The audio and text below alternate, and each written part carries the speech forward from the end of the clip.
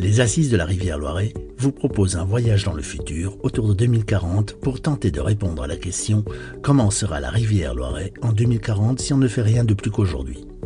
Cette projection n'est pas une prévision exacte. À partir d'hypothèses, nous vous proposons d'imaginer un scénario cohérent sur ce qui devrait se passer si les tendances actuelles se poursuivent.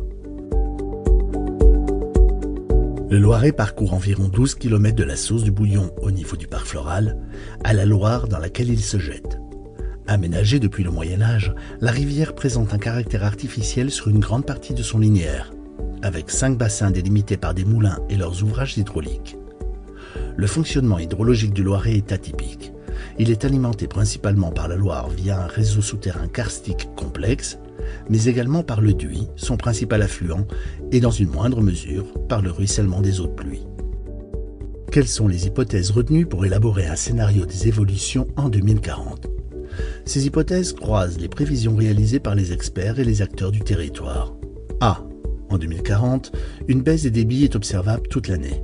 Le changement climatique y contribue largement, soit directement, soit via l'abaissement des niveaux d'eau de la Loire. B.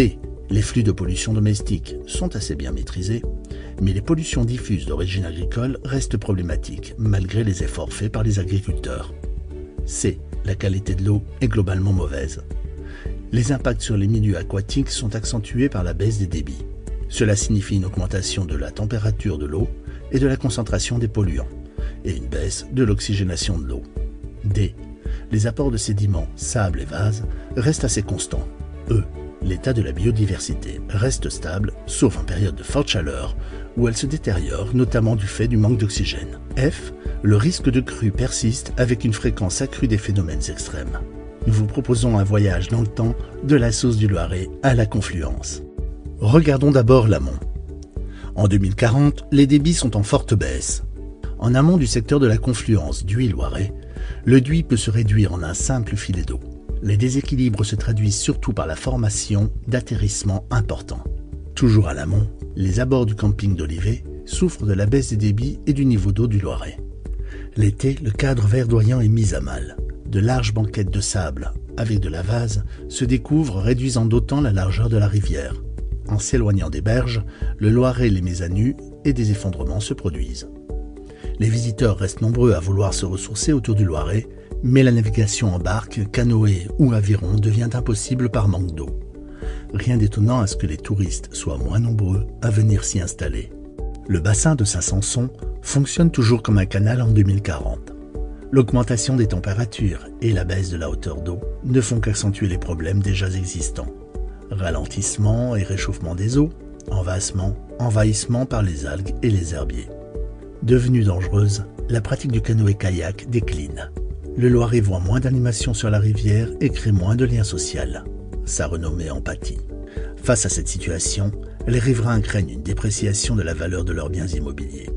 Les restaurants au bord du Loiret souffrent des odeurs de vase et de la prolifération des herbiers, surtout en été. L'envahissement du Loiret par les herbiers aquatiques est de plus en plus marqué alors que la baisse des débits engendre une baisse de la hauteur d'eau. Les gares à bateaux perdent leurs utilités et les riverains craignent pour la stabilité de leurs maisons.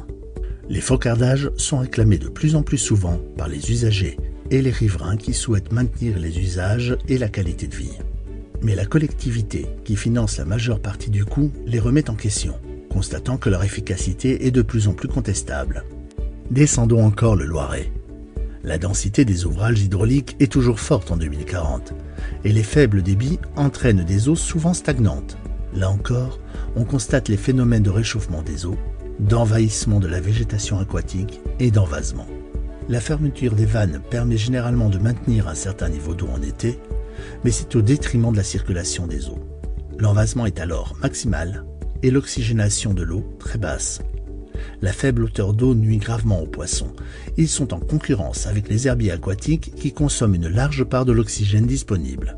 Les paysages se dégradent du fait de l'apparition de zones envasées à l'air libre et de la prolifération des herbiers qui peuvent pourrir en période de basse eau en été. Cela joue défavorablement sur les usages, d'autant qu'il devient difficile de pratiquer des activités de loisirs sur l'eau. Les riverains qui ont développé une offre d'hébergement touristique voient leur clientèle s'amoindrir. C'est ce dernier tronçon qui évolue le moins. Gardant son caractère sauvage, sa dynamique naturelle lui permet en effet de se rééquilibrer face aux évolutions. La rivière se rétrécit au profit des berges pour conserver la même gamme de débit, selon un processus d'auto-ajustement.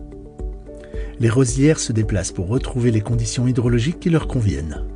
Les paysages évoluent donc au gré du remodelage des berges et des rosières. La richesse écologique du Loiret et sa fonction de zone refuge pour les oiseaux sont toujours reconnues. La réserve naturelle nationale de Saint-Mesmin joue son rôle de protection. Mais ce tronçon est soumis à d'importantes pressions puisqu'il s'agit de la seule zone où riverains et orléanais prennent plaisir à fréquenter la rivière. La plaine du Paty à Saint-Hilaire-Saint-Mesmin et la pointe du Courpin sont très fréquentées en période estivale. Comment gérer ces espaces face à la hausse de fréquentation? C'est l'une des questions qui se posent aux gestionnaires. Pêche, canoë-kayak, pique-nique, jeux d'eau, les activités sur l'eau se concentrent sur l'aval, source de conflits entre usagers. Il devient difficile de concilier les objectifs de déploiement des activités de loisirs et de protection de la biodiversité. Quel avenir souhaitons-nous pour notre rivière? Il nous appartient aujourd'hui de nous mobiliser pour contrer les tendances qui mèneraient à une immanquable dégradation de la rivière dans les prochaines décennies. Au-delà de la préservation de la biodiversité et de la qualité de l'eau, c'est le cadre de vie et l'attrait du territoire qui en dépendent.